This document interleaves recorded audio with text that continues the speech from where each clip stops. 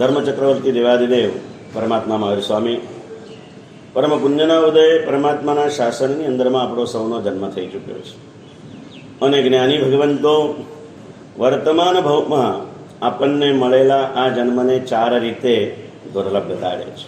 ક્યાં થયો છે આપણો જન્મ? આર્ય દેશમાં, આર્ય કુળમાં, જૈન કુળમાં મનુષ્ય તરીકે જ્યારે આપણે જન્મ પ્રાપ્ત કરી ચૂક્યા છીએ ત્યારે આપણને સમજાવે છે કે ભાગ્યશાળીઓ 4 ગતિના સંસારમાં આના કરતાં શ્રેષ્ઠ બીજો કોઈ જન્મ નથી. અને આવો શ્રેષ્ઠ જન્મ જો તમને મળી જ ગયો છે તો હવે આ જન્મમાં બીજું કશું જ કરવાની જરૂર નથી. એક જ નાનકડું કામ તમે કરી લેજો. અને શું કરો તો સમજાવે છે કે જેવો શ્રેષ્ઠ જન્મ મને મળ્યો છે એવા શ્રેષ્ઠ જીવનનું હવે મારે નિર્માણ કરવું છે. આવો એક નાનકડો શુભ ભાવ આ નાનકડા હૃદયની અંદરમાં તમે જાગૃત કરી દો. અને જો આવો એક નાનકડો શુભ ભાવ જો આ નાનકડા હૃદયમાં જાગૃત થઈ જાય તો જીવનમાં બહુ મોટું પરિવર્તન આવી જાય. પણ રોજ કહી રહ્યો છું તેમ કે જીવનને શ્રેષ્ઠ બનાવવાની વાતો કરવી બહુ સહેલી છે. ખરેખર જો જીવનને શ્રેષ્ઠ બનાવવું જ હોય તો એના કરતાં પણ સહેલું છે. પણ હવે મારે મારા જીવનને શ્રેષ્ઠ બનાવી જ લેવું છે એવો દ્રઢ સંકલ્પ કરવો બહુ મુશ્કેલ છે. અને સંકલ્પ વિનાની સાધના એટલે પાયા વગરનું મકાન જે દેખવામાં કદાચ સુંદર હોઈ શકે પણ રહેવામાં નિશ્ચિતપણે જોખમી હોય છે. બાકી સંકલ્પ જો કરવામાં આવે તો સંકલ્પના બળે જાનવર પણ જીનવર બની જાય છે. અદ્ભુત શક્તિ આ સંકલ્પની અંદરમાં સમાયેલી છે. તુચ્છમાં તુચ્છ કક્ષાના લાગતા પશુઓ પણ પ્રભુને નજરમાં લઈ અથવા પ્રભુને હૃદયમાં લઈ અને તરી જાય છે. કેવા કેવા સુંદર મજાના અવસરો આવે છે જે પાર્શ્વનાથ પરમાત્માના આપણી ઉપાસના કરીએ છીએ. એ પાર્શ્વનાથ પરમાત્મા સંયમ લઈ અને વિહાર કરી રહ્યા હતા. ક્યાં સુધી પ્રભુ છદ્મસ્ત અવસ્થામાં કેટલા વર્ષ રહ્યા હિતેશભાઈ? છદ્મસ્ત અવસ્થામાં પ્રભુ કેટલા વર્ષ રહ્યા વિજયભાઈ? પહેલા તો એ પ્રશ્ન પૂછું, છદ્મસ્ત એટલે શું? આમ છદ્મનો અર્થ થાય છૂપું. છદ્મનો અર્થ શું થાય? છૂપું. એટલે પ્રભુ છુપા કેટલા વર્ષ રહ્યા? છદ્મનો અર્થ છે છુપો, પણ પ્રભુ ક્યાંય છુપાવા ગયા નથી. તો પછી છદ્મસ્ત કેમ કીધું? તો છદ્મસ્ત એટલે કે ઢંકાયેલું, છુપાયેલું, દબાયેલું. એટલે કે જ્યાં સુધી આત્મગુણો દબાયેલા હોય, પ્રગટ ન થયા હોય ત્યાં સુધી દેખાતો આત્મા પણ છુપાયેલો જ કહેવાય. પ્રભુના મૂળ ગુણો હજી પ્રગટ થવાના બાકી છે. એટલે ત્યાં સુધી પ્રભુ છદ્મસ્ત છે. સાધનાના પંથે પ્રભુ આગળ વધ્યા, સાધનાના માર્ગે ચાલ્યા એટલે સિદ્ધ થઈ ગયા નથી, પણ એ દશામાં આગળ નીકળ્યા.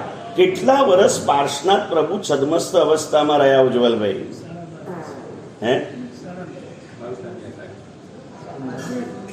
પાર્શ્વનાથ ભગવાન છદ્મસ્ત અવસ્થામાં કાર્તિકભાઈ કેટલા વર્ષ રહ્યા? નથી ખબર રાકેશભાઈ? તમારો છોકરો 10મીમાં કેટલા વર્ષ રહ્યો ખબર હોય તમને? છદ્મસ્ત અવસ્થામાં પ્રભુ પાર્શ્વનાથ માત્ર 84 દિવસ રહ્યા.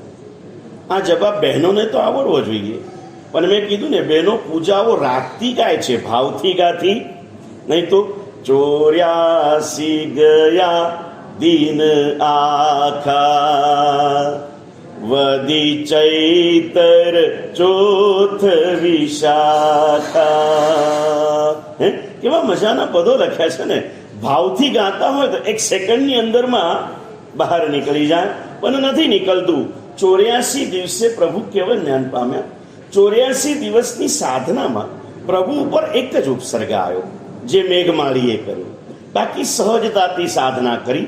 પૂર્વના ભવોમાં પરમાત્માના કલ્યાણકોની ઉજવણી દ્વારા લગભગ બધા કર્મો પ્રભુ ખપાવી આવેલા હતા. લગભગ અને એવા કર્મો સમ્યક દર્શન પામ્યા પછી પ્રભુએ બાંધ્યા પણ નહોતા. પરમાત્મા મહાવીરના આત્માએ સમ્યક દર્શન પામ્યા પછી પણ ક્યારેક એટલા બધા ક્રૂર કર્મો બાંધી દીધા. એમાં 18મો ભાવ એમનો બહુ જ વિષમ પરિસ્થિતિમાંથી પસાર થયો. પરમાત્મા મહાવીરનો 18મો ભાવ અત્યારે કહી દઉં હિતેશભાઈ, આની ડિટેલ્સ આવશે પર્યુષણમાં, ત્યારે પૂછીશ તો ભાવ નંબર કહેશો મને. બે ભયંકર ઘટનાઓ જેને પ્રભુને અંતિમ ભાવ સુધીમાં, એટલે કે અંતિમ ભાવમાં પણ એ કર્મોએ પ્રભુને સતાવ્યા.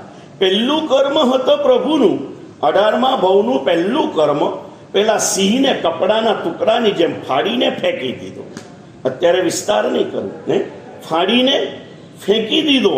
અને બીજું સેવકના કામના ઉકળતા સીસાનો રસ રેડાવી દીધો. બે મોટા કર્મો પ્રભુને અંતિમ ભાવની અંદરમાં પણ ઉદયમાં આવ્યા છે. ઘણી બધી ઘટનાઓ છે. કર્મો અંતિમ સમય સુધી પણ છોડતા હોતા નથી. પાર્ષનાથ પરમાત્મા સમ્યક દર્શન પામ્યા પછી એવા કોઈ વિશેષ કર્મો બાંધ્યા જ નથી. જે પણ ઉપસર્ગ આવ્યો, નિમિત્ત ભલે મેઘમાલી બન્યા, પણ એમના આત્માનું કોઈક એવું કર્મ બાકી તો હતું જ. માટે જ એમને ભોગવવું પડ્યું છે થોડાક સમય માટે. એક જ દિવસ અને એક જ ઉપસર્ગ, માત્ર પાણી. પ્રભુ મહાવીરને તો એક રાતમાં 20 ઉપસર્ગો આવ્યા. કરનાર ભલે સંગમ હતા, એ તો માધ્યમ હતો. બાકી મૂળ કારણ તો એમના પોતે બાંધેલા કર્મો જ હતા. દરેક આત્માના પોતપોતાના અલગ અલગ કર્મો છે, પણ સમજી લેજો, ઓછા હોય કે વધારે હોય, કર્મો ખપાવી શકાય છે જો પ્રભુના પંથે ચાલીએ તો. અને માર્ગ ભ્રષ્ટ બની જઈએ તો કર્મ બંધ સિવાય બીજું કઈ મળવાનું નથી. પરમાત્મા પાર્ષનાથના 84 દિવસની એક એવી ઘટના, જે સમયગાળામાં બે બહુ સુંદર મજાની ઘટનાઓ બની. બે બહુ મજાની સુંદર ઘટના બની. 10 ભાવથી વેરની ઝેરની આગ લઈને બળતો પેલો કમઠનો આત્મા પાર્શકુમારના એ પાર્શનાથ ભગવાનની છદ્મસ્ત અવસ્થામાં મેઘમાળી તરીકે ઉપસર્ગ કર્યા પછી માનો કે એ વરસાદની સાથે સાથે એના અંતરના વેર ભાવ અને દ્વેષ ભાવ પણ વરસી ગયા. અને એ વેરની પરંપરાનું ત્યાં પૂર્ણ વિરામ આવ્યું. અને એ સમયગાળામાં આ ભયંકર પાપી પણ સમ્યક દર્શન પામી ગયા. એ ઘટનાએ મેઘમાળીને શું આપ્યું ભાઈ?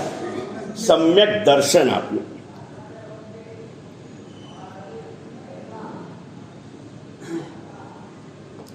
સાધકની સમતા વિરાધકને સંકિત આપી દે, અને સાધકની વિષમતા સંસારીને વિષમતામાં લઈ જાય. ઘણા આવીને કે અશ્વિનભાઈ સાહેબ રેવા દો ને, અશ્વિનભાઈ કરો છો, અહીંનું રૂપ જુદું છે, બહારનું રૂપ જુદું છે, સાહેબ કેટલા બધા ક્રોધી છે, સાહેબ કેટલા બધા માયાવી છે, આવું ઘણું બધું કહી દે. અશ્વિનભાઈની ઓળખાણ સાધક તરીકેની છે, અને એના જીવનની વિષમતા ધર્મના માર્ગે ન આવેલાને હજી દૂર કરી નાખ્યું. સાધકના જીવનની વિષમતા અન્ય આત્માને સાધનાથી દૂર ફેંકી દે, અને સાધકના જીવનની સમતા ધર્મથી દૂર થયેલાને પણ ધર્મની નજીક લઈને આવે. પાર્શ્વનાથ પરમાત્મા છદ્મસ્ત અવસ્થામાં છે ને, એમની સમતાએ મેઘમાળીને શું આપી દીધું ભાઈ? સમ્યક દર્શન આપી દીધું. એમને સમ્યક દર્શન પ્રાપ્ત કરી લીધું. અને એ પછી થોડોક સમય આગળ વધ્યો, અને ઉપસર્ગ રૂપે નહીં પણ એક પશુ એવો આવ્યો પાર્શનાથ પરમાત્માના જીવનની અંદરમાં. એક એવો પશુ આવ્યો જેને પ્રભુને જોતાની સાથે, એ પશુના પૂર્વભવના કોઈ વર્ણન નથી લખ્યા, પણ પ્રભુને જોતાની સાથે પ્રભુ એને ગમી ગયા. પ્રભુ એને ગમી ગયા, એના હૈયામાં વસી ગયા. અને એ વખતે પોતાની શક્તિ મુજબ, ક્ષયક્ષમ મુજબ એને પ્રભુની ભક્તિ કરવાનો સંકલ્પ કર્યો. અને એ સંકલ્પ દ્વારા એ પશુ મટીને, એ કોણ પશુ હતો અને શું કર્યું એને રાજુભાઈ? હા, હાથી હતો. અને એને શું કર્યું ભાઈ? સરોવરમાં રહેલા કમળોમાં જળ ભરી અને પ્રભુ પાર્શનાથના ચરણ પ્રક્ષાલન કર્યા. કુંડ નામે સરોવર તીરે, ભર્યું પંકજ નિર્મલ નીરે. વન હાથી તિહા એક આવે, જળ સુંડ ભરી નવરાવે. પશુ પણ સંકિત પામી ગયો સંકલ્પના પ્રભાવે. મેઘમાળી પણ સંકિત પામી ગયો વિકલ્પોને દૂર કરવાના પ્રભાવે. કોક સમજાવનાર મળ્યો, ઠપકારનાર મળ્યો. ધર્મેન્દ્રએ આપેલા ઠપકારે પેલા કમઠના આત્મા ઉપર બાજેલા વેરના જાળા એક ઝટકાની અંદરમાં દૂર કર્યા. નક્કી જ કરી લીધું, પરમાત્માના આત્મા પ્રત્યે પણ બાંધેલો વેરભાવ એ આત્મા જ્યારે પરમાત્માના ભાવમાં પહોંચી જશે ને, આખી દુનિયાને તારનારો બની જશે, પણ એને પામીને પણ હું ડૂબી જઈશ. માટે વેર કોઈની સાથે કરશો. આ વેર અને પ્રેમની વાત આવે ને, બચપનમાં બહુ ભયંકર સ્વભાવ હતો. આ તો આટલો બધો શાંત તમને દેખાવતો હોય ને હિતેશભાઈ, તો માત્ર આ ગુરુદેવની કૃપા. બાકી બહુ ભયંકર સ્વભાવમાંથી બહાર આવ્યો છું. કદાચ સંયમ જીવનમાં ન હોત ને તો સાધુના બદલે હું શેતાન હોત. એટલા ભયંકર સ્વભાવમાંથી પસાર થયો. દીક્ષા લીધી ને ત્યાં સુધી અમારો વિશાળ પરિવાર, અમારા પપ્પાને 6 ભાઈઓ 3 બહેનો, બીજા અમારા પપ્પાના કાકાના દીકરા એમની બહેનો, અને 2 ભાઈઓ રામ લક્ષ્મણની જોડી જેવી અમારા દાદા. એટલે એટલો બધો વિશાળ પરિવાર, 50-60 માણસનો. કદાચ એક પણ વ્યક્તિ એવી નહોતી એઝ પર એઝ દાદા શીખે કે જેને મારો માર ખાધો ન હોય, અને જેનો માર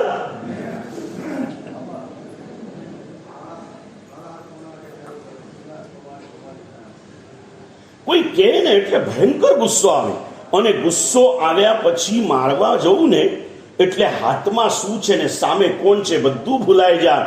એવી પણ ઘટના એકવાર ભયંકર ગુસ્સો આવેલો. 12-13 વર્ષની ઉંમર હશે, અને દાદા મને બોલ્યા કંઈ, મનમાં ગુસ્સો ચડ્યો, ગયો, કાંઈ ન મળ્યો, હાથમાં છરો મળ્યો તો છરો લઈને દાદાને મારવા નીકળ્યો. અક્કલ જ નથી કે આ મારવાથી શું થશે. કશું નહોતું. આવો ભયંકર ગુસ્સાવાળો હતો.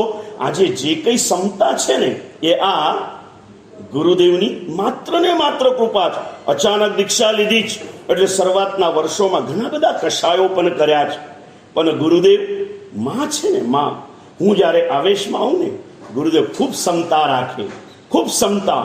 અને ફરીથી કહું, કોઈ પણ આવેશ કરે ને એની સામે આપણે શાંત રહીએ ને એટલે સામેવાલાનો આવેશ પણ શાંત થાય, અને આપણને તો કોઈ તકલીફ થાય જ નહીં. અને એટલે આ વાત નીકળે એટલે વાત કરી દઉં તમને.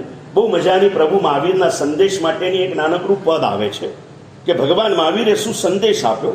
બહુ મજાના પદ લખ્યા રાકેશભાઈ કે સામોજો બને આગ. શું કીધું રેકિનભાઈ? સામોજો બને આગ, તું બની જજે પાણી, એવી મારા વીરની. સામોજો બને આગ, તું બની જજે પાણી, એવી મારા વીરની વાણી. સાધક ક્ષમતાથી શોભે. ક્ષમતા દ્વારા સાધકની શોભા છે, અને ક્ષમતા દ્વારા બધા જ કાર્યો સિદ્ધ થઈ શકે છે. સિદ્ધિના 3 સ્ટેપમાંથી પસાર થવું પડે છે. સિદ્ધિ માટે કોઈ પણ સિદ્ધિ હોય, ચાહે ભૌતિક હોય, ચાહે આધ્યાત્મિક હોય, 3 સ્તરમાંથી પસાર થાવ ને ત્યારે 4થા સ્ટેજે સિદ્ધિના સોપાન ઉપર આપણે જઈને ઊભા રહીએ. સૌથી પહેલા સાધન જોઈએ. જેની સિદ્ધિ મેળવવી છે એના માટેનું શું જોઈએ ભાઈ? ક્ષુધાને શાંત કરવાની સિદ્ધિ જોઈએ છે તો સાધન તરીકે ભોજન જોઈએ ને, સાધન જોઈએ. હવે ભોજન મળી ગયું, પેટ ભરાઈ જાય કે ના ભરાઈ જાય? ભરાય કે ના ભરાય? ના ભરાય. ખાવું પડે, ખાવું પડે ને. ઘણા આવે કે સાહેબ રોજ ભગવાનના દર્શન કરું છું, પૂજા નથી થતી. કીધું એક કામ કરજે, થાળી પીરસીને હાથ જોડીને દર્શનમ, ભરાઈ જાય ને પેટ ભાઈ. સ્પર્શના તો કરવી જ પડે. આવી કેટલી બધી વાતો. પહેલા સાધન આવે, સાધન પછીની સ્ટેપ છે સાધના. સાધન મળવું જોઈએ. સાધન મળ્યા પછી સાધના કરવી પડે. સાધના એમને કરે તો ન ચાલે. એના પછી મારે શું સાધ્ય કરવું છે ને એ લક્ષ્ય પણ ક્લિયર હોવું જોઈએ. નીકળ્યા, ઘરમાંથી નીકળ્યા, બજારમાં જવું છે, પૈસા કમાવા છે. બજારમાંથી નીકળ્યા, ઘરેથી નીકળ્યા, પૈસા કમાવા છે. નીકળ્યા અને બજારમાં ફરવા માંડ્યા. બરાબર છે? અને ફરવા માંડ્યા પછી આજુબાજુ બધું સારું સારું દેખાવા માંડ્યું ને એટલે પોતાનું જે સાધ્ય હતું ધન એ શું થઈ ગયું? ભૂલાઈ ગયું અને સિદ્ધિ મળે નહીં. એટલે સાધ્ય એટલે કે લક્ષ્ય નિશ્ચિત કરવું પડે, સાધન મળી જાય, સાધના કરીએ અને સાધ્ય શું છે એને સતત નજરમાં રાખીએ ને તો સિદ્ધિ મળે ને મળે. પણ સિદ્ધિ વાતો કરનારાને નથી મળતી, પુરુષાર્થ કરે એને જ મળે. સંસ્કૃતમાં એક બહુ મજાનું સુભાષિત છે, પ્રયત્નાંતે પરમેશ્વર. પરમેશ્વર ક્યારે મળે? પ્રયત્નના અંતે પરમાત્માની પ્રાપ્તિ થાય છે. પ્રયત્નો કરવાના છે અને સત્પુરુષાર્થ દ્વારા મળતી દરેક ચીજ એ પરમાત્માની નજીક લઈ જનારી હોય છે. તમે દેરાસરનું પગથિયું ચડો એ તમને ભગવાન પાસે પહોંચાડે અશ્વિનભાઈ, કે બંગલાનું પગથિયું ઉતરો એ પણ દેરાસર પહોંચાડે? જલ્દી. એટલે દેરાસર તરફ લઈ જતું દરેક કદમ એ પ્રભુ સુધી પહોંચાડનારું છે. બરાબર છે ને? એમ મોક્ષના માર્ગમાં પહોંચાડનાર, મોક્ષના સ્થાનમાં પહોંચાડનાર દરેક ક્રિયા એ મોક્ષની કારક છે. મોક્ષની કારક છે. તમે ખાઓ પણ, પીવો પણ, કોઈ પણ કામ કરો એ તમને મોક્ષ સુધી લઈ જાય, તમારું સાધ્ય નિશ્ચિત હોય.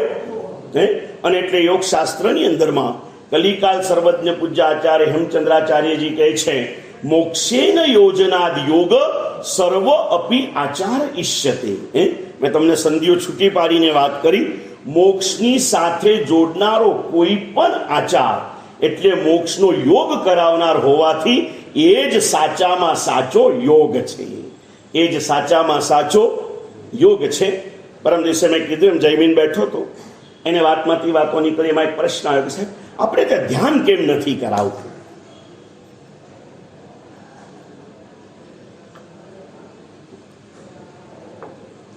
મેં કીધું ધ્યાનની વ્યાખ્યા ખબર નથી ને એટલે આપણે કહીએ છીએ કે ધ્યાન કેમ નથી કરાવતા. અત્યારે હું ધ્યાન કરાવી રહ્યો છું નથી કરાવી રહ્યો? મિનોજભાઈ શું કરાવી રહ્યો છું?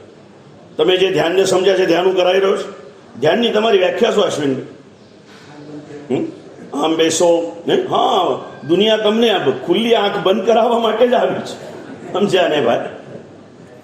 આ ધ્યાનની શિબિર આપણે ત્યાં ધ્યાનની અંદરમાં લોકો ગાંડાની જેમ પાછળ પડ્યા છે, પણ ધ્યાનના મૂળને લોકો સમજી રહ્યા નથી. એટલે ધ્યાનની અંદરમાં વિશેષ માસ્ટરી ભક્તિ યોગાચાર્ય પૂજ્ય યશો વિજય સુરી મહારાજની છે. 22-23 વર્ષ પહેલા પાલિતાના દાદાના તળેટીની અંદરમાં ચોમાસું, અને એ સમયગાળો એવો મળ્યો જીવનમાં, એક જ વાર ચોમાસું કરવાનો અવસર મળ્યો શત્રુંજયની એ છાયામાં, અને મળ્યો ત્યારે ફૂલ ફોર્મમાં મળ્યો એકદમ. લગભગ કહેવાતા વર્તમાન કાળના બધા જ વિશિષ્ટ આચાર્ય ભગવંતો ત્યાં ચોમાસું, અધ્યાત્મયોગી કલ્પસુરીમાં કલાપૂર્ણસુરી મહારાજનું ત્યાં ચોમાસું, ભક્તિ યોગાચાર્યનું ત્યાં ચોમાસું, પ્રભાવક તરીકે વખણાતા બંધુ બેલડીનું ત્યાં ચોમાસું, નેમિસુરી સમુદાયના મહાત્માનું ત્યાં ચોમાસું, અલગ અલગ અલગ અલગ અલગ બધા ચોમાસા. અને એમાં 3 દિવસ ભક્તિ યોગાચાર્યની નિશ્રામાં ધ્યાન શિબિરનું આયોજન કરવામાં આવ્યું. લગભગ 300-400 સાધુ સાધ્વીને 800-1000 શ્રાવકોની વચ્ચે 3 દિવસના ધ્યાન શિબિરમાં ઉદ્ઘાટનનું માંગલિક કરવા માટે વડીલ તરીકે પૂજ્ય કલાપૂર્ણસુરી મહારાજ પધાર્યા અને એમને પોતાના માંગલિક 2 મિનિટના પ્રવચનમાં બહુ મજાની વાત કરી. ધ્યાનની અંદરમાં ગાંડા બનેલા લોકોને ડાપણ આપતો આ બહુ મજાનો ઘટસ્ફોટ છે કે ધ્યાન કોને કહેવાય. મેં એને વાત સમજાઈ, એના હૈયે ઉતરી ગઈ, સમજ્યા ને પુણ્યશાળીઓ? એને કીધું કે સાહેબ વાત સાચી જ. કલાપૂર્ણસુરી મહારાજે કીધું કે ભાઈ યશો વિજયસુરી મહારાજ તમને 3 દિવસ ધ્યાનની પ્રક્રિયા સમજાવશે, પણ આ તો 2 ઘડી ધ્યાન કરવા માટેની એક આવશ્યક પ્રક્રિયા છે, એ પણ નિરાવશ્યક નથી. પણ એને જ ધ્યાન ન માનશો, એ પણ ધ્યાન છે, એ પણ ધ્યાન છે. એને તમે એને જ ધ્યાન ન માનશો. બાકી વાસ્તવિક ધ્યાન શું છે? તો કે સવારથી માંડીને સાંજ સુધીની જાગવાની હોય કે ઊંઘવાની હોય, કોઈ પણ ક્રિયા કરતી વખતે પરમાત્માની આજ્ઞાનું ધ્યાન રાખીને કરો, એ દરેક ક્રિયા ધ્યાન સ્વરૂપે છે. અત્યારે હું બોલતી વખતે મોપત્તી દૂર થઈ જાય તો ધ્યાન ભંગ થઈ ગયું, અને બોલતી વખતે મોઢે મોપત્તી આવે તો હું ક્યાં છું? બોલી રહ્યો છું, ધ્યાનમાં છું. બોલી રહ્યો છું ને ધ્યાનમાં છું, તમને કોઈ કહી શકે? અત્યારે કદાચ તમારી ઉપર કોઈની રીંગ વાગી જાય અને પૂછે કે ભાઈ સાહેબ શું કરે છે, તમે શું બોલો? હે? હા, એટલે કદાચ તમે મારા માટે નબળું ના બોલી શકો, એટલે તમને કહું, મારી મોપત્તી નીચે હોય ને એટલે કહેવાનું કે વ્યાખ્યાન આપે છે, અને મોપત્તી મોડે રાખ્યો તો શું કહેવાનું સંજયભાઈ? ધ્યાનમાં છે. હે, મોપત્તી ભૂલી જવું તો હે તમારે એમ ના કહેવાય કે ધ્યાન ભંગ કર્યો, કેમ કે સામે તમે ખાનદાન છો ને, તમારા ગુરુ માટે તમે નબળું બોલો નહીં. હે, એટલે તમે કહો કે પ્રવચન આપે છે. પ્રવચનની ધારામાં ક્યારેક ઉપયોગ ચૂકાઈ જાય, ક્યારેક ચૂકાય. એના કરતાં આ સંસ્કારો ઘણા બધા નબળા પડી ગયા છે. આજે બોલતા બોલતા કદાચ એ ભૂમિકા પર પાછું જવાશે. હતા આપણા એવા ઘણા બધા મહાપુરુષ, આજે પણ ગુરુદેવ હોય ને આપણા, ગમે તે પચકાના પર 1 સેકન્ડમાં મોપત્તી હાથમાં આવે. આટલી બીમારીમાં પણ ગમે ત્યારે ઉઠવા બેસવાની તકલીફ હોય ને તો ઉઠતી બેસતી વખતે સૌથી પહેલા એમના હાથમાં ચરોળો આવે ને પૂંજવાનું થઈ જ જાય. આ બધું ધ્યાન કહેવાય. હે, નવસારી સાધુ જીવનનું પહેલું ચોમાસું, નરેન્દ્રભાઈ, પહેલું જ ચોમાસું. અને એ ચોમાસામાં નવસારીમાં સુરેશભાઈ કરીને એક શ્રાવક હતા, બહુ ઉત્તમ કક્ષાના શ્રાવક. રોજ રાતના ઊંઘતી વખતે બાજુમાં ચરોળો રાખીને ઊંઘે. હે, અત્યારે રાતના તમારા બેડમાં તપાસો આવે મિલનભાઈ તો શું મળે? હા, ચરોળો બાજુમાં હોય અને રાતના ઊંઘમાં પણ પડખું ફરે ને, ચરોળો હાથમાં આવી જ જાય, ઊંઝવાનું થઈ જ જાય અને પછી જ પડખું ફરાય. ઊંઘમાં જ હોય પણ સંસ્કાર એવા પડી ગયા છે, ધ્યાન એવું છે. આવા લોકોને જ્ઞાનીઓએ ઊંઘતા છતાં જાગતા કીધા છે. ઊંઘતા છતાં જાગતા કીધા છે. અચાનક એ ચોમાસામાં એમને હાર્ટ એટેક આવ્યો. ત્યારે સર્જરી આટલી બધી ડેવલપ નહોતી, આ 40 વર્ષ પહેલાની વાત કરું છું તમને. એમને હોસ્પિટલમાં દાખલ કર્યા, બેહોશીમાં હતા. સાંજના ટાઈમે કે ક્યારેક એટેક આવ્યો હશે, હોસ્પિટલમાં દાખલ કર્યા. રાતના થોડા હોશમાં આવ્યા હશે, પડખું ફેરવવા ગયા એટલે સીધો હાથ ચરોળા ઉપર ગયો. ચરોળો હતો નહીં એટલે એકદમ અટકી ગયા. આમ તેમ નજર કરી, બાજુમાં છોકરો બેઠો હતો કે ભાઈ હું ક્યાં છું? તો કે પપ્પા આમ છે. તો કે મારો ચરોળો ક્યાં છે? મારો ચરોળો ક્યાં છે? આને કહેવાય ધ્યાન. આને શું કહેવાય ભાઈ? ધ્યાન. જમતી વખતે દાળમાં મીઠું નથી એ ધ્યાન, કે મને તો ગરમ દાળ મળી છે પણ એવા મારા હજારો સાધર્મિકો અને કરોડો માનવો અત્યારે 2-3 દિવસથી વગર પચકાને ખાવાની જરૂરત હોવા છતાં પણ એને ભોજન મળ્યું નથી. એમને ભોજન ક્યારે આપી શકીશું? એવો એક ભાવ નથી બધા સુધી આપણે પહોંચી શકવાના. ફરી કહું, સાધનાની મર્યાદા છે, ભાવનાની કોઈ મર્યાદા હોતી. પ્રભુ તારવાની તાકાત ધરાવે છે ભવી જીવો માટે, પણ ભાવના કોના માટે કરે? સવી જીવો માટે. જમતા પહેલા હાથ જોડીને પ્રાર્થના કરજો કે પ્રભુ તારી કૃપાથી મને તો 3 વાર સમયસર ભોજન મળી જાય છે, પણ પ્રભુ તને પ્રાર્થના કરું છું કે તારી એવી કૃપા આ સૃષ્ટિ ઉપર વરસી જાય કે આ જગતમાં જન્મેલો કોઈ પણ જીવ ભૂખો સૂઈ ન જાય. એવી એક પ્રાર્થના રોજ ભૂખ્યા માટેની કરીએ. કેવા કેવા પ્રાર્થનાના પદો મૂક્યા છે ને. એક ભક્તે ભગવાનને જઈને કીધું, ભગવાન તું મને કંઈક બનાવવા માંગતો હોય ને, એક કામ કર, તારી પાસે કંઈક કલા છે, જાદુ છે, ચમત્કાર છે, મેજિક છે ને, એક કામ કર પ્રભુ, મારે ભગવાન નથી બનવું, મારે દેવ નથી બનવું, મારે ચક્રવર્તી નથી બનવું. પ્રભુ શંખેશ્વર દાદા પૂછે, બોલ તારે શું બનવું છે? તમને પૂછે બિનેશભાઈ તમે શું કહો? બિનેશભાઈ કહે સાહેબ હું શંકેશ્વર પાસે તો ક્યારેક જ જઉં છું, મારા દાદા વાસુ પૂજ્ય છે. ભાઈ નામ અલગ છે, ગુણ બધાના એક જ છે. ગુણ બધાના એક છે. અને ત્યારે પેલા ભક્તોને ભગવાને પૂછ્યું તારે બનવું છે શું? અને બહુ મજાના ભાવો ભક્તે ભગવાનની સામે રજૂ કર્યા કે ભગવાન મારે બીજું કાંઈ નથી બનવું, ભૂખ્યા કાજે ભોજન થાજો. હું શું બની જાઉં? ભૂખ્યાનું ભોજન થજો. બહુ મજાના પદો લખ્યા. ભૂખ્યા કાજે ભોજન થાજો, તરસ્યાનું જલ થાજો, મારું જીવન અંજલિ થાજો. પ્રભુ મારે દરિયો નથી બનવું, મારે એક ખોબા જેટલા બનવું છે. અને એ ખોબા જેટલા બનવા માટેની પ્રાર્થના કરો. પ્રભુ હું ભૂખ્યાનું ભોજન બની જાઉં અને તરસ્યા માટે પાણી બની જાઉં. આવી ભાવધારાઓમાં રહેજો. બાકી ભરેલું કોઈનું સાથે આવતું નથી અને આપેલું કોઈનું રહી જતું નથી આપેલું કોઈનું. કેવા કેવા પદો મૂક્યા છે આપણે ત્યાં કે ભાઈ, એવું એક સંસ્કૃત સુભાષિત આવે કે કંજૂસને ઉદાર માને ને ઉદારને કંજૂસ માને. દાતારમ કૃપનમ મનને મૃતોપ્યથન મુંચતી. કૃપનને ઉદાર માને, પછી એનો ખુલાસો કરે કેમ, તો કે કંજૂસ માણસ મરતી વખતે અહીંનું અહીં છોડીને જાય છે, જ્યારે દાતાર એટલો બધો કંજૂસ છે કે મર્યા પછી પણ સાથે લઈ જાય છે. દાતારમ કૃપનમ મનને, પણ આપવાનું પણ મન ક્યારે. તમને કહું, પૈસા મેળવવા માટે, કોઈ પણ સુખ મેળવવા માટે એમાં મુખ્ય પૈસાની વાત. કેમ કે લાભની અંદરમાં તમે સૌથી મોટો લાભ છે ને ગણો પૈસાને, બરાબર છે. એ પૈસા પ્રાપ્ત થાય ને એનું કર્મ જુદું છે, અને પૈસા સારા માર્ગે વાપરવાનું મન થાય ને એ કર્મ અલગ છે.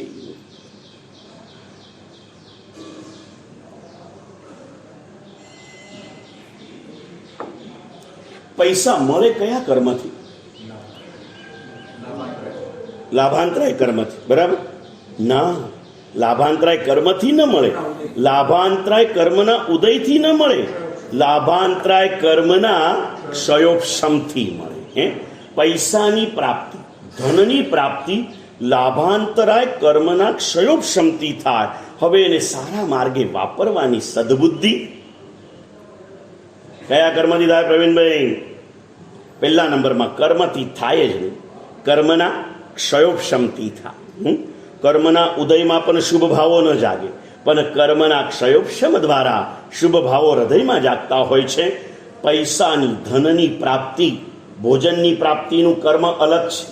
કપડાં, દાગીના, લત્તા મળે એની પ્રાપ્તિનું કર્મ અલગ છે. સમજ્યા ને પુણ્યશાળીઓ? ધન મળ્યા છતાં ભોજન મેળવવાની ઈચ્છા પણ ન થાય એવા મમ્મન જેવા પણ જીવો હોય. ધનની કોઈ ખોટ નથી, આખા રાજગૃહીને આ જીવન જમાડી શકે એટલું ધન હતું, પણ પોતાના ઘરમાં ચોળા અને તેલ સિવાય કશું, કેમ કે એ કર્મ અલગ છે. તમને સારા સારા કપડાં લત્તા લેવાનું મન થાય, સારા સારા કપડાં લત્તા પહેરવાનું મન થાય, પહેર્યા પછી એ કપડાં તમે પહેરી શકો. ને તો એવાય ઘણા લોકો મળે, માત્ર ગમે તેવા હોય કરોડોપતિ, પણ કપડાં પહેરે માત્ર ખાદી ના. એટલે કોઈ પૂછે ના ભાઈ આપણે તો સાદગી ફાવે, પછી એને અંદરમાં પૂછું કે સાહેબ શેની સાદગી? પેલા પોલિસ્ટરના કપડાં પહેરું તો ખજવાળ આવે છે, કે એલર્જી છે. ધન મેળવવાનું પુણ્ય અલગ છે. ધનની વાત આપણી ચાલુ રહી છે. 10 વૈકાલિક સૂત્રમાં આપણી ભાવનાઓ બતાવી છે. જગતના સર્વ જીવો સુખોની અભિલાષા સેવે છે. સુખનું માધ્યમ પૈસો છે, અને એ પૈસો ધન, એ ધન ધંધાના માધ્યમે મળે છે. સંકલ્પ કરી લીધો છે કે સુખી થઈશ, પણ 2 સૂત્રો હૃદયમાં રાખીશ, કે મારા સુખ ખાતર કોઈને દુખી કરીશ નહીં, અને કોઈનું સુખ જોઈને દુખી થઈશ નહીં. બેમાંથી ઈઝી શું? બેમાંથી ઈઝી શું સંજયભાઈ? મારા ફરીથી સૂત્ર તમને મગજમાં બેઠું? રોહિતભાઈ બેઠું? મારા સુખ ખાતર કોઈને દુખી કરીશ નહીં, અને કોઈનું સુખ જોઈને દુખી થઈશ નહીં. અવસર અવસર પર એના પરિણામો બદલાતા હોય છે. આ નક્કી કરો, હવે સુખનું માધ્યમ છે એટલે કે સાધન. સિદ્ધિનું પ્રથમ ચરણ છે સાધન. સુખનું મુખ્ય સાધન છે ધન. શું છે ભાઈ? ધન છે. એ ધન મેળવવા જવાનું છે ને, એ ધન મેળવવા માટે જજે, પણ ધંધો કરતી વખતે 15 પ્રકારના કર્માદાનના ધંધા ન થાય એની સાવધાની રાખજે. અને આ વાત કીધા પછી દરેક માલને કોક ગ્રાહક તો મળી જાય, બાકી કોઈ મને પૂછવા નથી આવ્યું. કેમ કે લગભગ દર વખતે આવવાવાળા જ લોકો તમે છો, એટલે આવું બધું તો તમે ઘણું બધું જાણીને ઉતારી દીધું હોય. એક હિતેશભાઈ મને પૂછવા, સાહેબ 15 કર્માદાનના ધંધા શું છે મને સમજાવો. સમજાવો, અને સમજવાનું છે. અવસરે એ પણ સમજાવીશ. દુકાનમાં જોઈતું હશે તો એકાદ દિવસમાં એની નાનકડી બુક જે ટૂંકા વિવેચનવાળી છે એ પણ રાજુભાઈને કહીશ, એટલે તમને કાઢીને આપી દેશે. રાજુભાઈને બી બહુ મુશ્કેલી છે, બુક કાઢવી છે પણ કાઢે ક્યાં? આખો પેલો સોના મોહરના ઢગલાની જેમ પુસ્તકોનો ઢગલો પડ્યો છે, અને એમની એ ચિંતા હવે દૂર થવાનું નક્કી પણ થઈ ગયું છે.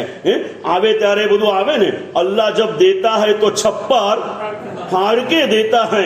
આ જૂના કબાટો ભલે ભંગારમાં જવાનો હોય, નવા કબાટો એવા આવવાના છે. કાલે આયા હતા એના એન્જિનિયર, મેં કીધું આનું લાઈફ કેટલું, તો કે આપણા કરતા વધારે. એટલે હવે જોઈને દાજવાનો સમય આપણી જિંદગીમાં તો થોડાક સમયની અંદર મારી ઘટનાઓ ઘટશે. એ કર્માદાનના ધંધા મારે કરવા નક્કી કરજો. એમાંથી બહાર નીકળવું છે. અને ફરીથી કહું છું, આ કરતી વખતે એક સત્યને હૃદયમાં સ્વીકારી લેજો. નસીબથી વધારે જેમ મળતું નથી ને, નસીબથી ઓછું પણ મળતું નથી. નસીબમાં હોય તે મળે મળે ને મળે. એ વાત કરવી છે. ધન પ્રાપ્ત કરવા માટેનું ધન એ સાધન છે. હવે ધન તમે પ્રયત્ન કરો. પ્રયત્ન કરતી વખતે આ સંકલ્પો નજરમાં રાખી જ લેજો. પ્રયત્ન કરતી વખતે નજરની અંદરમાં ને હૃદયમાં આ સંકલ્પ કરી લેજો. મારે સુખી થવું છે પણ કોઈને દુઃખી કરવા નથી. એનું લાંબુ સૂત્ર મેં તમને આપેલું, થોડુંક અલંકારિક ભાષામાં. શું આપ્યું હતું? શું આપ્યું હતું ભાવેશભાઈ? महाराष्ट्र में कीधु मैंने आपको अलंकार के साथ में समझाया था. बोले गुरुदेव आपने तो कभी अलंकार बताया ही नहीं हमको. મેં તમને અલંકારિક ભાષામાં સૂત્ર આપ્યું હતું, યાદ રાખજો ક્યારેક, કે બીજાના સુખની કબ્ર બનાવીને એની ઉપર મારા સુખના પુષ્પો હું ક્યારે બિછાવીશ. એને હજી થોડું અલગ શબ્દોમાં કહું, મારા સુખના પુષ્પો મેળવવા માટે બીજાના સુખની કબર હું કદી બનાવીશ નહીં. મારા સુખ ખાતર કોઈને દુખી તો ક્યારે કરીશ નહીં. હવે મેળવવા માટે તું નીકળ્યો છે, પ્રયત્ન કર્યા પછી પણ તને મળે ક્યારે? તારા લાભાંતરાય કર્મનો ક્ષયોક્ષમ થાય. તારો લાભાંતરાય કર્મનો ઉદય હોય ને તો લાભાંતરાય ઉદય રે કોડીનો એક મળે. રાજગ્રહી નગરે રે દ્રમક એક ફરે. અંતરાય કર્મની પૂજાની અંદરમાં આ પદો લખ્યા છે. મારા બોલવામાં ભૂલ થાય તો સુધારતા જાઓ નવીનભાઈ.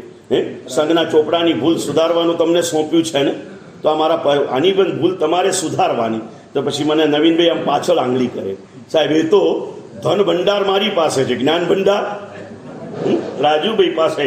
અંતરાય કર્મની પૂજામાં લખ્યું છે કે અંતરાય કર્મ નિવારણની પૂજામાં લખ્યું છે. અને આ પૂજાની વાત નીકળે ને એટલે તમને ખબર છે, આ અંતરાય કર્મ નિવારણની પૂજા એના રચયિતા કોણ છે નરેન્દ્રભાઈ? એના રચયિતા કોણ છે? નરેન્દ્રભાઈ કે સાહેબ આવા ઇઝી પ્રશ્નો અમને ના પૂછ. અમે કઈ પહેલા ધોરણના વિદ્યાર્થી સાહેબ આવા પ્રશ્નો પૂછો છો? અંતરાય કર્મ નિવારણની પૂજા કેવા કેવા સંજોગોમાં કેવા કેવા સર્જન થયા છે એ બહેનોને પૂછું. કોણ છે તમને ખબર નવીનભાઈ? વીર કહે ભવ સાત મે સિદ્ધા વિનયંધર ભૂપાળા અખિયન મે અવિકારા જીનંદા તોરે. બચપન આખું આ પૂજાઓ બનાવવામાં કાઢ્યું. અમારું મંડળ, તે સમય મંડળોના જમાના હતા. અમે કલકત્તા ને ચેન્નઈ સુધી અમારા મંડળો ગયા છે. મહિનામાં એકાદ બે વાર પૂજાઓ આવે. એક એક પૂજાની બે બે ગાથામાં તો અમે રાગો બદલી નાખવામાં આવે અને ગાઈએ એટલે આમ ગાંડા થઈ જાય. અખિયન મે અવિકારા જીનંદા તોરે અખિયન મે અવિકારા. અને છેલ્લી ઢાળ આવે ને, લગભગ સંઘ ઉઠી ગયો, મંડળવાલા બેઠા હોય અમે, અને ભગવાન સાથે એક ચિત્ત થઈ જાય. છેલ્લી ઢાળના પદો નાનાવાડી તમને ખબર હશે. હા એ બરાબર છે. છેલ્લી ઢાળના પદો, અંતરાય કર્મ નિવારણની છેલ્લી ઢાળના પદો.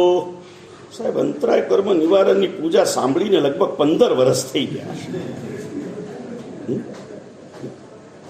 કેમ કે કોકના મોત પાછળ બી અંતરાય કર્મ નિવારણની પૂજા બનાવે ને, એટલે મહિલા મંડળ બનાવે. એટલે એમાં તો તમારે જવાનું હોય નહીં. સમજ્યા કઈ નહીં ભાઈ? અને મેં કીધું ભાઈ ચલો ને તમે પ્રાર્થના સભામાં બધા ભેગા બેસો છો તો આમાં બેસો તમને શું વાંધો આવે? સાહેબ એટલા 2 કલાક તો શાંતિ મળતી હોય. એ ત્યાં જાય એટલે અમારા અંતરાય કર્મનું નિવારણ થયા જ કરે. એ ત્યાં પૂજા બનાવે ને અમારું નિવારણ ચાલ્યા જ કરે. માંડ વળી ક્યાં જઈએ ત્યાં. બહુ મજાના છેલ્લા ઢાળના પદો છે મિલનભાઈ. આમ ગાતા જઈએ ને, શાસન પ્રેમી આમ હૈયામાંથી આમ અમૃતની ધારા વરસે. પ્રભુ તુજ શાસન અતિ ભલું, માને સુર નર રાનો રે. પ્રભુ તારું શાસન ભલું જ. કેવું છે પ્રભુનું શાસન? અદભુત લખ્યું છે.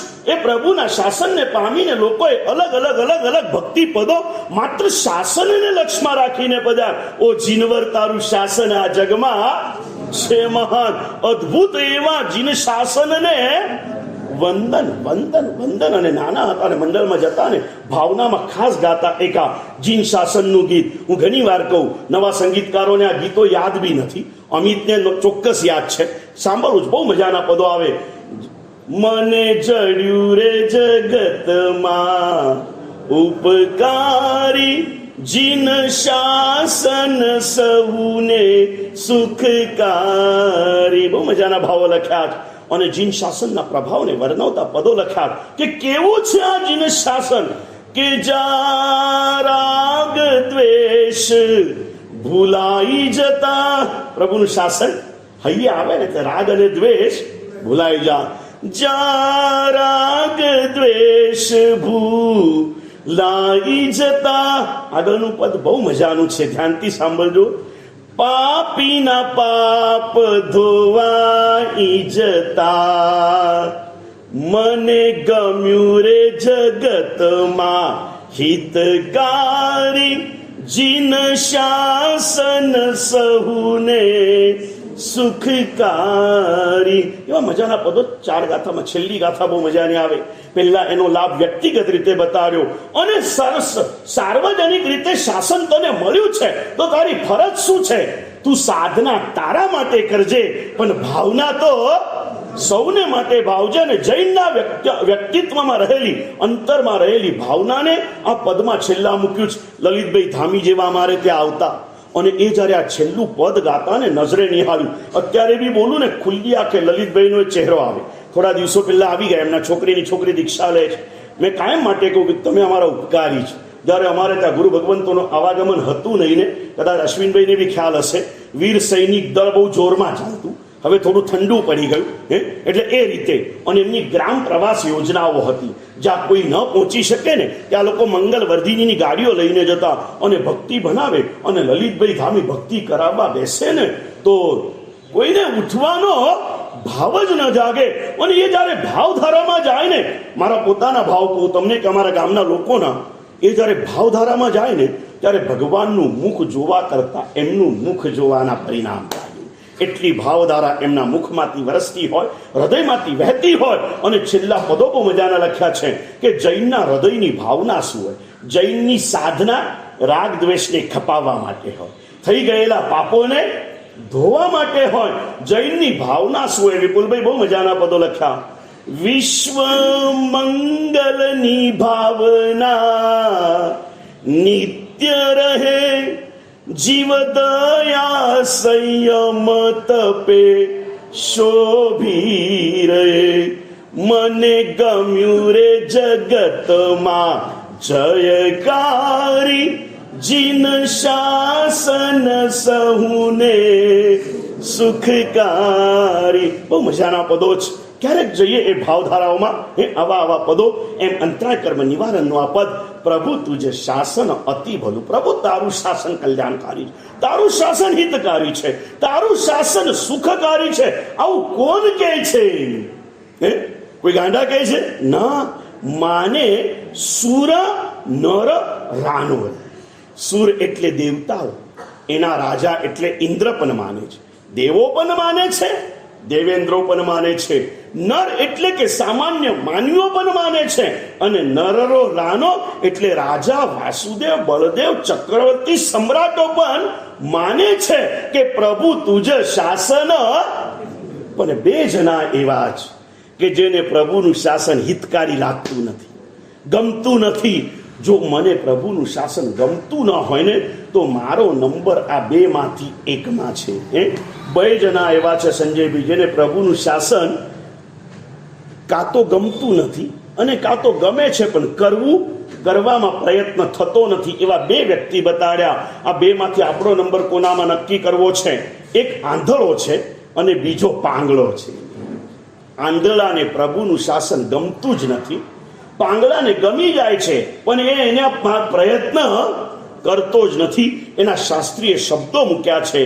મિચ્છ અભવ્ય ન ઓળખે, એક અંધો એક કાનો રે. બે જણા જ પ્રભુ તારા શાસનને સમજી નથી શકતા. એક મિથ્યાત્વતી જેની આંખો અંધ છે એ નથી સમજી શકતો, અને એક કાનો છે એને દેખાય છે બધું પણ એ ચાલવા તૈયાર થતો નથી. આપણી સ્થિતિ, પ્રશ્ન પૂછ્યા વગર જવાબ આપું, આપણે મિથ્યાત્વી તો નથી જ, એટલે આંધળા તો નથી પણ પાંગળા છીએ ને. આપણે કહું છું તમને નથી ઠપકો આપતો, તમે નથી કહેતો, આપણે બધા જ ક્યાંક તો પ્રામાણિક તો બનીએ ને. કમસે કમ જે અને જેટલો પુરુષાર્થ શક્ય છે ને એમાં નિષ્કારણ ઉપેક્ષા છે, નિષ્કારણ પ્રમાદ છે, નિષ્કારણ આળસ છે. ચાલે છે ને ચલાવી લો, ચાલે છે તો ચલાવી લો. ફરી કહું, અહીંયા બધું જ ચાલી જશે, પણ જ્યારે છેલ્લો હિસાબ આવશે ને ત્યારે બધી ખબર પડશે. 12 મહિના ચોપડા નહીં લખો તો વાંધો નહીં આવે, પણ 31મી ઓગસ્ટ વખતે બધી ખબર.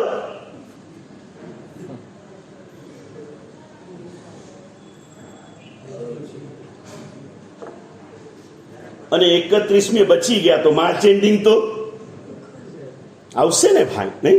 અત્યારે તારે જે કરવું એ કરી લેજે. કેટલો બધો પ્રમાદ. અને તમને કહું, માણસ બે કારણે દુર્ગતિમાં ભટકે છે. બે કારણ, એક પાપ કરીને, બીજું પ્રમાદ કરીને. આમ તો હું સાધુ અને સંસારીની વ્યાખ્યા કરું. અત્યારે આપણે સાધુ સંસારીની વાત નથી કરવી, મિથ્યાત્વી અને સમકીતીની વાત કરવી છે. મિથ્યાત્વી પણ 4 ગતિના સંસારમાં રખડે અને સમકીતી પણ 4 ગતિના સંસારમાં રખડે, તો બેમાં ફરક શું?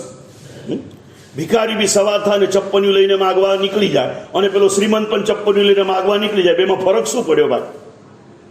કઈ ફરક પડે? મિથ્યાત્વી અને સમકીતી બે એક સરખા થઈ જાય.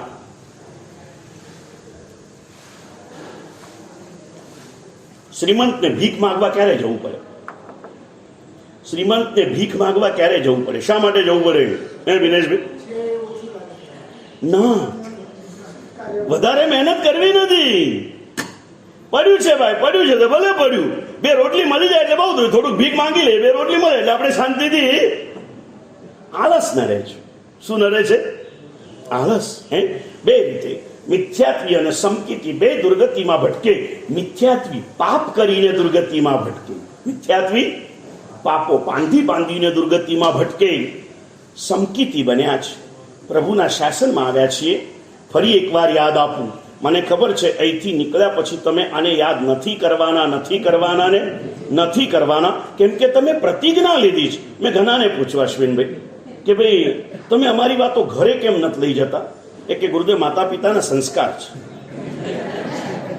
મેં કીધું મને ખબર ન પડી. એ કે મમ્મીએ બચપનથી કીધું, બેટા કોકના ઘરે જઈએ ને સારી વસ્તુ જોવા માટે ભલે લઈએ, પણ લઈને ઘરે જતા, એટલે તમે અમારી વસ્તુ ઘરે લઈને જતા. ફરી કહું છું, ઘરે જાઓ, અને ઘરે ગયા પછી, અત્યારે તો વાંધો નહીં હિતેશભાઈ, 4 જગ્યાએ વોટરપ્રૂફિંગ કરીને આવી ગયા, અને તરસ લાગી હોય અને ચારે બાજુ ગરમીનો માહોલ હોય, અને ઘરમાં જતાની સાથે ફ્રીજ ખોલીને બોટલ કાઢવાનું મન થાય ને, એ વખતે એકવાર કે જે હિતેશ, ફ્રીજની બોટલ પુણ્યશાળીને મળે, પણ સુપાત્ર આત્મા ફ્રીજનું પાણી પીવે નહીં. તું માત્ર પુણ્યશાળી નથી, તું કોણ છે? પાત્રતાને લઈને આવ્યો છે. પાત્રતાને લઈને આવ્યો છે. ફ્રીજમાં મૂકેલું પાણી મૂકવા માટેની ફ્રીજ પૈસાથી મળે, પણ પૈસા મળવા છતાં ફ્રીજ લાવવાનું મન ન થાય ને, એ તારું પાત્રતા છે. પૈસા, ફ્રીજ લાવવા માટેના પૈસા તને મળી જાય, પણ પૈસા મળવા છતાં તું ફ્રીજ ન લાવે. પૈસા તને મળી ગયા કેમ કે તું પુણ્યશાળી છે, પણ પૈસા મળ્યા પછી પણ તું પાપ નથી ખરીદતો, કેમ કે તું પાત્રતાને લઈને આવ્યો છે. શું લઈને આવ્યો છે? કરીશું યાદ. અહીંથી નીકળ્યા પછી ક્યારે યાદ આવે? આજે 2-3 દિવસે મેં આ વાત લાવી. આ 3 દિવસમાં તમને યાદ આવ્યું કે તમે પાત્ર છો? યાદ આવ્યું વિનેશભાઈ? પાત્રતાનું જો સ્મરણ થઈ જાય ને તો ઘણા બધા કાર્યો થાય. મિથ્યાત્વી પાપો કરીને ભટકે છે, સમકીતી પ્રમાદ કરીને દુર્ગતિમાં ભટકે છે.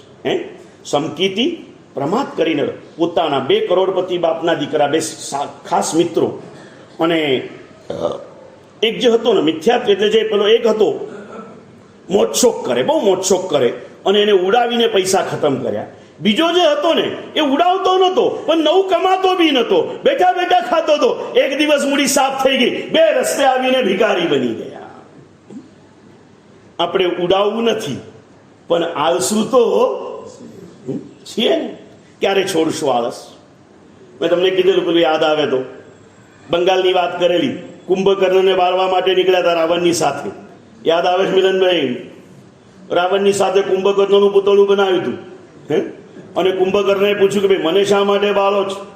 એ કે રાવણ તો અનીતિનું પ્રતીક છે એટલે બાળો છો, મને શા માટે બાળો? તો કે તું આળસુ છે, 12 મહિને એકવાર જાગે છે. પેલું તો કીધું કે તું રાવણનો ભય છે, તો કે કુંભકર્ણ પેલો વિભીષણ પર જઈને કેમ નથી બાળતા? એટલે કે તું આળસુ છે, તું વર્ષે એક જ વાર જાગે છે. ત્યારે એને પેલા જ્યોતિ બસુને શું કીધું તું? જો વર્ષે એકવાર જાગવું એટલે મને બાળવો પડતો તો મારા પહેલા તને બાળવો પડે, કેમ કે તું તો 5 વર્ષે એકવાર જાગે છે. 19માં જાગેલા હવે 24માં જાગવા માંડ્યા ને ભાઈ, જાગવા માંડ્યા ને. એમાં પૂજ્ય રત્ન સુંદર મહારાજ નીચે લખ્યું છે, પુસ્તકનું ટાઇટલ આપું તમને, ખડક હારે દીવાદાંડી જીતે. આ એ પુસ્તકનું ટાઇટલ છે. બહુ જૂનું પુસ્તક છે, વાંચો ક્યારેક. નાના નાના ટૂંચકા વાંચો. લાંબા ચરિત્રો વાંચવાની અનુકૂળતા નથી, લાંબા લેખો વાંચવાની માનસિકતા નથી ને નાનું નાનું વાંચો.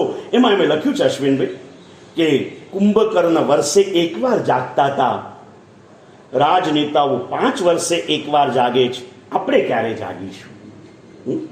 રાજા બાબુ બહોત દેર હો ગઈ, અબ તો ક્યારે જાગીશું? નથી આવતી જાગૃતિ. ગમે તેટલું કહીએ, કેટલા જગાડનારા આવી ગયા ને, કેટલા આવી ગયા જગાડનારા, પણ હજી આ જીવ જાગવા તૈયાર નથી. અને જાગવા તૈયાર નથી એનું કારણ ફરીથી કહું તમને, ગુરુદેવના મોઢે સાંભળેલું અશ્વિનભાઈ કે દર્શન, ઊંઘેલાને જગાડવો બહુ સહેલો છે, પણ ઊંઘવાનું ઢોંગ કરે એને જગાડવો. અને તમારા માટે ન કહું, ગુરુદેવે ના પાડી છે, નબળા બીજાને નહીં કહેવા, પોતાની જાતને કહેવા. અને એટલે વિપુલભાઈ તમને નહીં કહું, પણ હું ઢોંગી છું એટલે હું જાગતો નથી. હું જાગતો નથી એમ નહીં, હું જાગું જ છું, પણ મારે જાગવું જ નથી, કામે લાગવું નથી. મિથ્યાત્વી પાપોથી ડૂબે, સમકીતી પ્રમાદથી ડૂબે. તમે મિથ્યાત્વી તો નથી જ. સવારમાં વહેલા ઉઠીને પ્રવચનમાં આવો છો, ભલે રોજ નથી આવતા, ક્યારેક આવો છો, ક્યારેક નથી આવતા, ચાલ્યા કરે. આમાં ઘણા બધાને ભદ્રતપ ચાલે છે. હા, 1 દિવસ આવે, 2 દિવસ ના આવે, 2 દિવસ આવે, 1 દિવસ ના આવે, 3 દિવસ આવે, 2 દિવસ ના આવે. આ બધો ભદ્રતપ. કોઈ ખાવાનો કરે, કોઈ આવવાનો કરે, તપના પણ અસંખ્ય પ્રકાર છે. કરો છો ને, કાંઈ વાંધો નહીં, પણ આવવાનું મન થાય છે. આજ બતાવે છે તારામાં પાત્રતા રહેલી છે, તારે માત્ર જાગવાની જરૂરત છે. શેની જરૂરત છે ભાઈ? અને પેલું સાંભળ્યું હશે નરેન્દ્રભાઈ, હાર્દિકભાઈ કદાચ ન સાંભળ્યું, તમે સાંભળ્યું હોય, જો જાગત હૈ સો પાવત હૈ, જો સોવત હૈ સો. સાચું બોલો. અહીંયા જેટલા બેઠા છો પુણ્યશાળીઓ, તમે આજે પ્રવચનમાં આવી શક્યા એટલે બતાડે છે કે તમને 7:30નો સમય અનુકૂળ છે. હવે તમે આમાંથી કાલે જે ન આવવાના એનું કારણ શું હોઈ શકે? કારણ શું હોઈ શકે? હા, ઉપવાસ છે. વિચારવાનું છે. એક ઘડી મોજ ભલે કરી લઈએ, બહુ ચિંતાના ભાર લઈને ન ફરીએ, પણ કંઈક ચિંતન તો જરૂર કરીએ. શા માટે પ્રમાદ કરું છું? લા બેઠા બેઠા એવા ઘણા લોકો મળે, સાહેબ આમ તો રિટાયર છે, કાંઈ કામ નથી, બસ સાહેબ બેઠા બેઠા થોડું આમ કર્યા કરીએ, એટલે થોડું ઘણું ચાલ્યા કરે સાહેબ. અને આવું થોડું ઘણું બેઠા બેઠા કરીએ ને, અને સાહેબ એ પછી ઘરમાં નથી વાપરતો, પછી આ સંઘમાં જે હોય ને બધું એમાંથી લાભ લીધા કરીએ સાહેબ. સાવ નિવૃત્ત હોય ને તો પણ બેઠા બેઠા કંઈક ને કંઈક કર્યા કરીએ, પુણ્ય છે, ચાલ્યા કરે સાહેબ. એવું પાછું કરીએ એવું કાંઈ નહીં, પાછા ફ્રી ના ફ્રી અને કામનું. મારે એ કેવું છે, તમે બી એવા રિટાયર ધર્મની બાબતમાં આમ કંઈ કારણ નથી. અત્યારે કંઈ પર્યુષણ નથી કે રોજ પ્રતિક્રમણ કરવા પડે. કારણ ખરું રોજ પ્રતિક્રમણ કરવા? ક્યાંક આલંબન લો મિલનભાઈ, પેલા રોનકનું ને ભૌતિકનું આલંબન લો. પહેલી વાર મહિના પછી તો આવ્યા મારી પાસે, અષાઢ સુદ 13 હું આવેલો, અને એ પહેલા શ્રાવણ સુદ 14 પ્રતિક્રમણ કરવા આવ્યા. અને કયો જીવ ક્યારે કેટલા પ્રમાણમાં જાગે ને કઈ કહેવાય નહીં. પ્રતિક્રમણમાં જ આપેલી 5 મિનિટની પ્રેરણા. અને એ બંને આજે સગા ભાઈઓ હજી મૂછનો દોરો પણ તૂટ્યો નથી, રોજ પ્રતિક્રમણ કરવા આવે છે. એમની ઉંમર થઈ ગઈ પ્રતિક્રમણ કરવાની, તમારી હજી આવ્યા. દરેકની જાગૃતિ અલગ છે, દરેકની રુચિ અલગ છે, પણ જગાડો. ફરીથી કહું પુણ્યશાળીઓ, શક્ય હોય ત્યાં આળસ ના કરશો. ક્યારેક ક્યારેક આવા પદોનું ચિંતન કરજો. ક્યારેક બેઠો હોય કાર્તિક ને અંશુલ આજે બેસનું છે, ફેક્ટરીથી વહેલા આવી જવાના, 7 સવા 7 થઈ જાય એટલે પછી પેલા અંશુલને ફોન કરો, એ આતા હે કે ભાઈ? कि नहीं यार आज जरा ज्यादा खाना हो गया है तो फिर चल के आ जाना. अगर माप में खाया है तो 2 व्हीलर पे आ जाना और ज्यादा खाया है तो अवाई के ना अवाई, अवाई के ना अवाई. चल के आएगा तो ज्यादा का क्या हो जाएगा, લેવલ આ જાયગા. એકબીજાને કહેતા રહો. પછી કહેશે ના યાર, અને આમ પેલો કાર્તિકે મન બનાવી લીધું હોય કે ચલો ને સાહેબજી રોજ કે કરે છે આજે જઈએ. એમાં અંશુલે કીધું નહીં યાર આજ મેરી ઈચ્છા નહીં है. कार्तिक ने था यार जवा दे, वैसे अपन पार्टनर है सब साथ में करते हैं, वो नहीं करेगा मैं करूंगा उसको अच्छा नहीं लगेगा, जाने दे इधर ही बैठता हूं.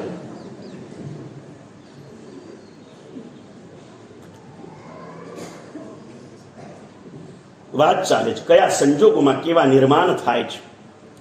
અંતરાય કર્મ નિવારણની પૂજા, એનામાં મારે તમને ધન પ્રાપ્તિમાં કરેલી અનીતિ કેટલી નુકસાનકારી બને ને એનું એક બહુ મજાનું પદ અંતરાય કર્મ નિવારણની પૂજામાં મૂક્યું છે. તમે કહેશો કે આ સાહેબ ક્યાંથી ક્યાં લઈ ગયા? હા ભાઈ લઈ જવા પડે. આ તો પેલું અમે નાના હતા મને ખબર છે, પેપરની અંદરમાં અઠવાડિયામાં એકવાર છે ને નાનકડું ચોકટું આવતું 4 ઇંચ બાય 4 ઇંચ. એમાં આગળ ઉપર ઘર બતાડ્યું હોય, નીચે માણસ બતાડ્યો હોય, અને એમાં લખેલું હોય કે આ માણસને ઘરે પહોંચાડો. સમજ્યા ને? અને હું લગભગ પહોંચાડી દેતો, એટલે એ આદત મને કામ લાગે. આમથી આમ, આમથી આમ, આમથી આમ જઈને ત્યાં જાઉં. અંતરાય કર્મ નિવારણની પૂજામાં અનીતિનું ધન કઈ રીતે નુકસાન કરે અને એમાંથી કઈ રીતની જાગૃતિ આવે ને એના માટેનું એક નાનકડું એક્ઝામ્પલ એના ગાથામાં મૂક્યું છે. કઈ પૂજામાં કઈ ગાથા છે આ જે શોધીને લાવે ને એને વગર ઈચ્છાએ પણ દીક્ષા આપવાની મારી તૈયારી છે.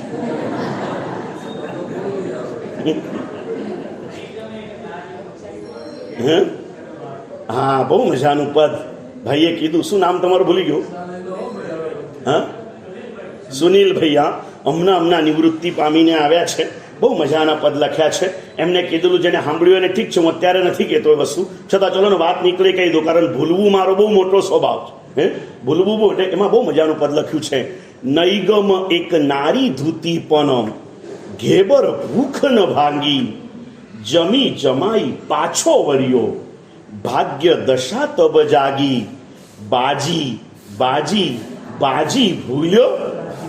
હવે આનો ઇતિહાસ પછી કહું તમને, પહેલા અંતરાય કર્મ નિવારણનો ઇતિહાસ કહું. હવે આ બાજી ભૂલી જવું તો મને પાછું યાદ આજકાલમાં અપાવજો, કહીશું, કેમ કે આજનો સમય તો આપણો પૂરો થવા આવ્યો. અશ્વિનભાઈ મારી ઉપર અત્યારે બહુ ખુશ છે કે સાહેબ બેસના દિવસે ટાઈમસર છોડી દે છે એટલે ખુશ છે ભાઈ, એટલે કઈ વાંધો નહીં. અંતરાય કર્મ નિવારણની પૂજા કેવા કેવા સંજોગોની અંદરમાં કેવા કેવા સર્જનો થયા છે. વેસ્ટમાંથી બેસ્ટ તમે કરો છો ને, ભંગારવાળા કરોડોપતિ બની ગયા છે. સમજ્યા ને ભાઈ? એવી કેવી કેવી ઘટનાઓ જીવનની બને છે. આજે અમદાવાદમાં જાઓ ને, શહેરની અંદરમાં ભઠ્ઠીની બારીમાં વીર વિજયનો ઉપાસ રહે છે. ગયા છો કોઈ દિવસ? જજો, એ પણ એક યાત્રાધામ માનીને જજો. અને કંઈ ન હોય ને એકાદ વાર છે નરેન્દ્રભાઈ આ બધા વડીલો સાથે અમદાવાદ શહેરના જિનાલયોના દર્શન કરવા ગયા. શંખેશ્વર ગયા, ભદ્રેશ્વર ગયા, નાગેશ્વર ગયા, શિખરજી ગયા, શત્રુંજય ગયા. શત્રુંજયના દાદા કરતા પણ સવાયા દાદા શહેરના પોળના ભોયરામાં બેઠા છે. એક એક જિનાલયને જુઓ, એક એક પરમાત્માને જુઓ. અદ્ભુત છે, અદ્ભુત. જોયા જ કરવાનું મન થાય. અમે ત્યાં ભટ્ટીની બારીએ રોકાયેલા. વીર વિજયનો ઉપાશ્રય એનું નામ છે, અને વીર વિજયજીના ગુરુનું નામ શુભ વિજયજી. વીર વિજયજી બાળમુનિ હતા. ગાથા ગોખવાનું કીધું, સવારે ગાથા થઈ નહીં એટલે શુભ વિજયજીને દેરાસર જવાનો સમય થયો ને. એ જમાનામાં અત્યારે મારા ચેલાને પહેલા નંબરમાં તો સજા કરાય સમય જ પતી ગયો. ત્યારે સજાઓ થતી, અને સજા કરાવવા માટેના માધ્યમો હતા. તો ઉપાશ્રયમાં પિલરો હતા, એટલે પિલરની સાથે બાંધીને જવાય. હવે બાંધવું ક્યાં? સમજાય? પહેલા તો બાંધી શકાય, એવી સ્થિતિ જ નથી. સમય આખો પરિવર્તિત થઈ ગયો, આખો કાળ પરિવર્તિત થઈ ગયો. એમાં એમની ક્યાં વાત કરું. ગુરુદેવ અમને ઘણી વખત કહે, નરેન્દ્રભાઈ કે દર્શન, અમારા ગુરુદેવ અમને જાહેરમાં જે ઠપકો આપી શકતા હતા ને, અમે તમને ખાનગીમાં પણ નથી કહી શકતા. આટલું પરિવર્તન જો મારામાં થયું હોય તો મારા પછી 30 વર્ષે આ આવ્યો, એના પરિવર્તનને મારે સ્વીકારવું છે. સમજી ગયા ને ભાઈ? મારે એને કહેતી વખતે બહુ સાચવીને કહેવું પડે. એક સમય હતો ગુરુદેવના સમયમાં, વગર ભૂલે પણ ગુરુ ઠપકો આપે તો શિષ્ય સાંભળી લેતા હતા.